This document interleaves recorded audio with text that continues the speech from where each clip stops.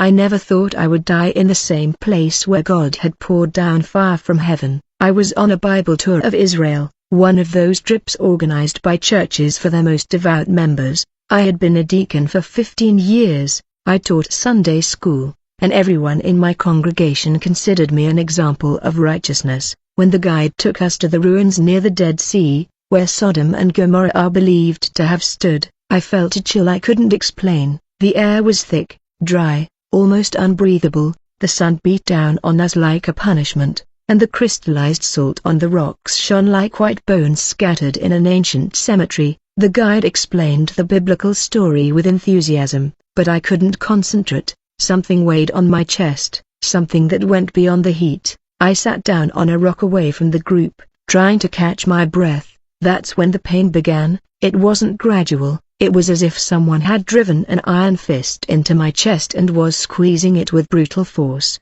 I tried to scream, but my voice wouldn't come out. I saw the other tourists in the distance, oblivious to what was happening to me. My vision blurred from the edges, as if someone were slowly closing the curtains over my eyes. I fell from the rock, and my body hit the salty ground. The last thing I felt was the metallic taste of blood in my mouth and the scorching heat of the desert against my cheek. Then nothing, absolute silence, a void so profound it seemed the entire universe had ceased to exist, but I was still conscious. That was the first thing that terrified me. I was dead. I knew it with a certainty I can't explain, and yet, I could think, feel, exist. I got up, or something inside me got up, and I saw my own body lying on the ground. My face was beside it, my eyes open, staring at the empty sky. I saw a woman from the group run toward me, screaming. I saw the guide pull out his phone, his hands trembling. I saw other passengers form a circle around my body, some praying, others crying. I tried to talk to them, to tell them I was okay, that I was still here, but none of them could see me. It was as if I had become a ghost watching my own funeral. I waited. I waited for the light I had always preached to others. I waited for the angels who would come to take me to paradise. I waited for the voice of God welcoming me to his kingdom, but the minutes passed, or perhaps they were hours. Time had lost all meaning, and nothing happened. The sky remained silent, there. Silence became deafening, and then something changed. The ground beneath me, my feet began to vibrate. An invisible crack seemed to open in reality itself, and I felt something pulling me down, not toward the desert floor, but toward something much deeper, something that had existed before the world had a name. And as I fell, I heard a whisper that chilled me to the bone. Welcome to where it all began. The fall wasn't quick, it was slow, agonizing, like sinking into an ocean of black ink that thickened with every meter of depth. The air, if it could even be called air, became dense, humid, with a smell that turned my stomach. It was like rotten meat mixed with sulfur, a stench so physical it seemed to cling to my skin like rancid oil. As I descended, I began to hear sounds. At first, they were barely distant murmurs, like conversations drowned under water, but little by little they became defined, shouts, moans, sobs that seemed to have no end. Each voice was different, each lament unique, and yet, they all shared the same note of absolute despair. The darkness around me wasn't simply the absence of light, it was a presence. It moved, breathed, watched me. I could feel invisible eyes following every movement of my soul, studying me like a predator studies its prey. The terror I felt wasn't the normal fear we know in life. It was something primitive, something that existed before humans learned to name their fears. The heat began to increase gradually. At first, it was just an uncomfortable warmth, but soon it became a suffocating embrace that surrounded me on all sides. It wasn't the heat of the fire we know, it was a heat that seemed to come from within me, as if my own soul were beginning to burn. I tried to pray. I opened my mouth to utter the words I had repeated thousands of times in my life, but my voice came out broken, barely a hoarse whisper. Our Father who art in heaven. The words dissolved into the darkness like drops of water on hot iron. No one heard them, no one answered. I saw shapes moving in the gloom, silhouettes that weren't entirely human, twisted figures that seemed made of shadow and suffering. Some reached out toward me, but never touched me. They only watched me pass by with something that seemed envious, as if I still possessed something they had lost long ago. The descent continued for what seemed like hours, days, eternities. I lost all sense of time, all connection with the reality I had known. The only things that existed were the fall, the darkness, the heat, and the screams that grew louder with each passing moment. Finally, my feet touched something solid. The ground was hot, almost unbearable, with a texture that felt like raw flesh. I looked around and saw that I had arrived at a place my mind refused to process. An immense valley stretched before me, illuminated by a reddish glow that came from no visible source, and in that valley, I saw something that would forever change my understanding of divine judgment. The first thing I noticed were the columns of salt. They rose throughout the valley like grotesque monuments. Some of them vaguely retained the shape of human figures. I cautiously approached one of them, and that's when I saw that they weren't just columns, they were people crystallized in salt, with faces frozen in expressions of eternal terror. One of the figures had its mouth open in a silent scream, its eyes turned into white sockets of glittering mineral. Another had her arms stretched forward, as if she had been running towards something or fleeing from something. At the moment of her transformation, the salt that formed them was not pure, it had black veins that pulsed with a sickly light. Then I heard a voice behind me. She was the first. I whirled around and saw a being standing a few feet away. It had a human form, but its skin was the color of coal, and its eyes shone with an ancient fire. It wore clothes that seemed from another era, and when it smiled, I saw that its teeth were as black as the abyss. Lot's wife, the creature continued, pointing to a particularly large column. She thought a glance wouldn't do any harm, a small sin, a small disobedience, but here, small sins don't exist. Her laughter was like the sound of bones breaking. She looks backward for all eternity, it is all she can do. My mind struggled to comprehend what I was seeing, the stories I had taught for years, the stories of Sodom and Gomorrah. They were just that to me, stories, moral lessons. I never imagined there was a place where those stories continued to unfold, where punishment was still being carried out thousands of years later. Where exactly am I? My voice trembled as I asked the question. The creature tilted its head like a bird of prey studying a corpse. You are in the sector of disobedient lust. It is one of the oldest levels. This is where Sodom still burns. I looked beyond the salt columns and saw the valley stretching toward an impossible horizon. There were structures that looked like ruins of ancient buildings, cobblestone streets that twisted like snakes, and figures, hundreds, thousands of figures moving among the shadows. Some walked aimlessly, others were kneeling, and still others lay on the ground in positions of agony. Come, said the creature and began to walk toward the heart of the valley. There is much you must see before your judgment. After all, you didn't arrive here by accident. Those brought to Sodom always share something with its inhabitants. Those words chilled me more than the journey itself. What could I possibly share with the sinners of Sodom? The creature led me through streets that seemed straight out of an archaeological nightmare. The buildings around us were partially melted, as if they had been made of wax and exposed to extreme heat, but they weren't completely destroyed. They continued to exist in a perpetual state of destruction, always falling, but never reaching the ground. This was the market, my guide explained with an almost nostalgic tone. Here they sold everything, bodies, souls, secrets. The merchants of Sodom had no limits. Look.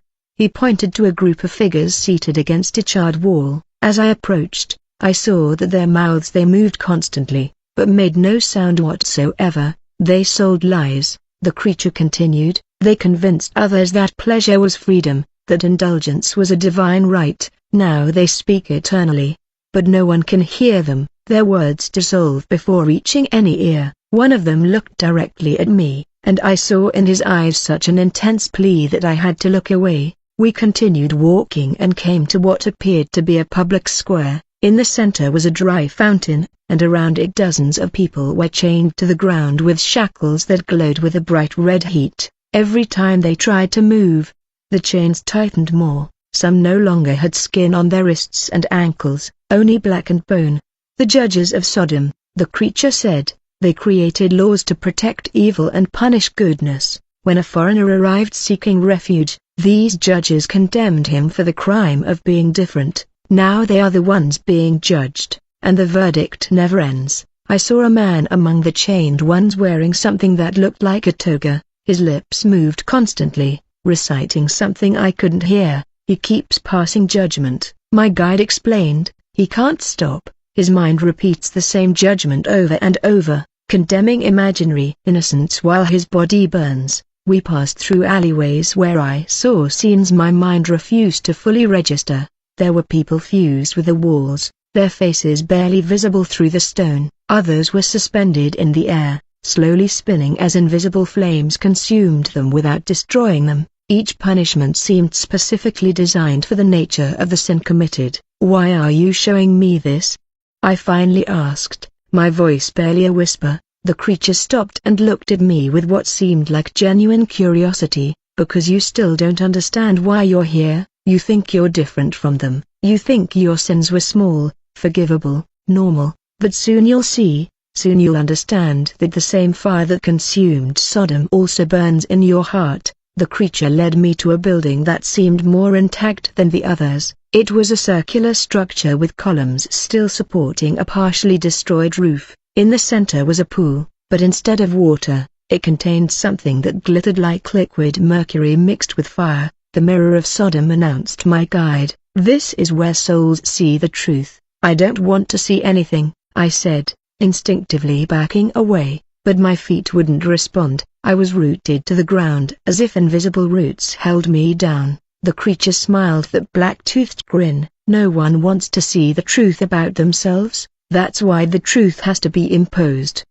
I found myself walking toward the pool against my will. Each step was agony, but I couldn't stop. When I reached the edge and looked down, I didn't see my reflection. I saw my life, my entire life, unfolded before me like an open book on pages I never wanted to read. I saw the times I judged others in my church while preaching love. I saw how I looked down on those I considered sinners, feeling a superiority that I disguised as holiness. I saw the thoughts I never confessed, the desires I buried so deep I thought they were dead. I saw the hypocrisy woven into every act of apparent kindness. "You taught about Sodom," the creature whispered near my ear. "You recounted the story of divine judgment with barely concealed delight. You felt so above them, so pure, so righteous." The voice was like liquid poison poured into my mind, but the same pride that destroyed Sodom lived in you, the same certainty that others deserved punishment while you deserved glory. The pond began to show me specific scenes. I saw a woman from my congregation who had come to confess a sin to me, seeking mercy, and I remembered how I had judged her internally while offering empty words of comfort. I saw my own son drifting away from the faith because my rigidity had suffocated him. I saw every time I used religion as a weapon instead of a refuge. The sin of Sodom was not just one, the creature continued, it was the pride of believing that their way of life was the only truth. It was the lack of hospitality toward the stranger, the cruelty disguised as law, pleasure made into a god, but above all, it was the certainty that they would never be judged. He looked directly at me. "It sounds familiar." I fell to my knees by the pool, unable to bear the weight of what I was seeing. The tears that sprang from my eyes evaporated before they touched my face, turned to steam by the heat of the place. For the first time in my life, my soul as I was diminished, and what I saw terrified me more than all of hell combined. After what I saw in the mirror, I was dragged to another place. The path descended further into an immense cave whose walls were covered in writing in languages I didn't recognize, but which I could somehow understand. They were the laws of this place, the decrees that governed eternal punishment. In the center of the cave was a tribunal, unlike any human tribunal. The judges' seats were occupied by beings that seemed made of the same darkness that surrounded me. They had vaguely human forms, but their faces constantly shifted, displaying the expressions of all the people I had judged in life. "The accused has arrived," one of them announced in a voice that resonated in my chest. "Let the charges be read." Another being opened a book that seemed to be made of human skin and began to recite: "Spiritual pride, merciless judgment, conditional love, systematic hypocrisy, use of faith, as a tool of control. Each charge was accompanied by an image projected in the air, moments from my life that I had forgotten or justified. I saw the faces of people I had hurt with my holy words. I saw the tears of those who sought refuge in the church and found only more condemnation. I saw the naked truth of what I had been, not a saint, but a modern-day Pharisee. The accused knew the writing, the reader continued. He knew the commandment of love, he knew the warning about hypocrites, he knew the fate of those who judge without mercy, and yet, he chose the path of pride. His knowledge increases his guilt. I tried to speak, to defend myself, but my voice had completely vanished. I could only listen and watch as every aspect of my life was dissected with surgical precision. The beings of the tribunal showed no less emotion. There was no pleasure or cruelty in their words, only a terrifying objectivity that made everything more unbearable. "The verdict is clear," said the central being finally, "the greatest of all. The accused belongs to Sodom, not because of the sins he pointed out in others, but because of the sin he shared with them. The certainty of his own righteousness, the inability to see his own darkness while illuminating that of others." I felt something grasp me, invisible hands that began to drag me toward a door that had opened at the back of the cavern. Through it, there could be flames, not the red flames we know, but black flames that absorbed light instead of emitting it. The heat emanating from it was so intense that I felt my soul begin to bend, to deform. I was about to be thrown into the black flames when something changed. I had remained silent all this time, unable to speak, convinced that there was nothing I could say to change my fate, but on the edge of the abyss, when nothing remained, no pride, no justifications, no hope, something emerged from the depths of my being. It wasn't a rehearsed prayer, not a memorized verse, it was a cry that seemed to tear my soul from its roots. "Jesus," the word burst from me with a force I didn't know I possessed, a sound half plea and half the cry of a lost child, and the moment that name pierced the air, everything stopped. The hands that held me froze, the beings in the tribunal recoiled as if struck by an invisible force, the black flames ceased to move, frozen in time. Even the darkness seemed to shrink, to fold in on itself like a wounded creature. Then I saw the light. It was unlike any light I had ever seen before. It didn't come from a specific direction, but was simply everywhere. Once, it was golden, warm, and where it touched, the darkness dissolved like mist before the dawn. The beings of the tribunal fled, merging with the shadows of the walls. In the center of that light, I saw a figure. It walked toward me with steps that seemed to shake the foundations of hell. I couldn't see its face, the light was too intense, but I could feel its presence. It was love, but not the weak love I had preached. It was a love so strong it hurt, so pure it exposed all impurity. "I have heard you," said a voice that was like the sound of many waters, "not because of your years of service, not because of your sermons, not because of your knowledge. I heard you because you finally called me without pride. You finally needed me." I truly fell prostrate, not because I wanted to, but because it was impossible to remain standing before that presence. The tears that had evaporated before now flowed freely, and with each one I felt something dark leaving my body. I was being cleansed, and the process was agonizing and liberating at the same time. "Get up," said the voice.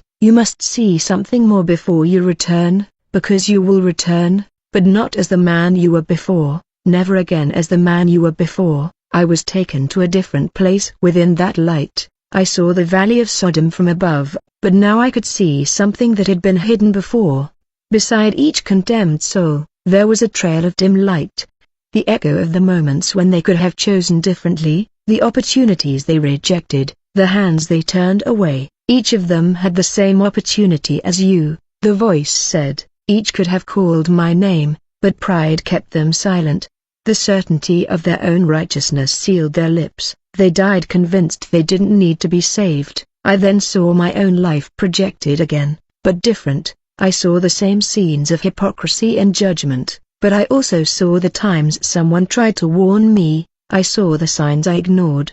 The moments when something inside me knew it was wrong and I silenced it with more religion, more activity, more spiritual noise. "I'm sending you back with a mission," the voice continued, "not to preach more sermons about hell, not to judge others with stories of damnation. I'm sending you back so you can tell the truth about yourself, your fall, your pride, your blindness, because only the truth about your own darkness can light the way for others. I felt myself beginning to be lifted, to be pulled from that place. Hell receded beneath me, but its memory remained etched on my soul like scars that would never fade. How will I know what to say?